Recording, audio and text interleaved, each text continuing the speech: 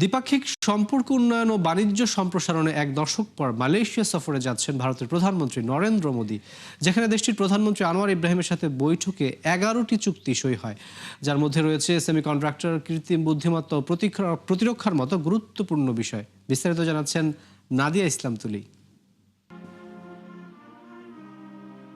এক দশকের বেশি সময় পর মালয়েশিয়া সফরে ভারতের প্রধানমন্ত্রী নরেন্দ্র মোদী।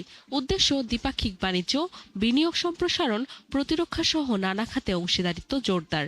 তারই অংশ হিসেবে দেশটির প্রধানমন্ত্রী আনোয়ার ইব্রাহিমের সাথে জ্বালানি, স্বাস্থ্যসেবা ও কৃত্রিম বুদ্ধিমত্তা সহ বিভিন্ন খাতে একাধিক চুক্তি সই করেন মোদী। তথ্য বলছে বিশ্বে সেমিকন্ডাক্টর রপ্তানিতে ষষ্ঠ অবস্থানে মালয়েশিয়া। দেশটির জিডিপির 25% আসে এই খাত থেকে। তাই কুয়ালালামপুরের ডিজিটাল প্রযুক্তির পাশাপাশি সেমিকন্ডাক্টর, স্বাস্থ্য ও খাদ্য নিরাপত্তা খাতে অংশীদারিত্ব এগিয়ে নিতে চায় নয়াদিল্লি। মূলত সেমিকন্ডাক্টর খাতে মালয়েশিয়ার অভিজ্ঞতা প্রায় 30 থেকে 40 বছরের। সেজন্য গবেষণা, উন্নয়ন এবং উৎপাদন ও টেস্টিং প্ল্যান্ট তৈরির ক্ষেত্রে দেশটির সঙ্গে কাজ করতে চায় ভারতীয় কোম্পানিগুলো।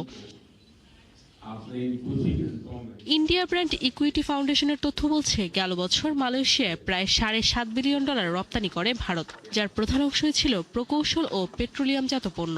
অন্যদিকে মালয়েশিয়া থেকে আমদানি করে $12.5 বিলিয়ন, যার মধ্যে অন্যতম খনিজ, ভোজ্য তেল এবং বৈদ্যুতিক যন্ত্রপাতি। सिक्योरिटी के क्षेत्र में more ways and opportunities to collaborate with India. পরিসংখ্যান বলছে, বর্তমানে মালয়েশিয়ায় কাজ করছে প্রায় 30 লাখ ভারতীয়। নতুন করে মোদির এই সফর দেশ দুটির সম্পর্ক অনন্য উচ্চতায় পৌঁছাবে এমন আশা তাদের।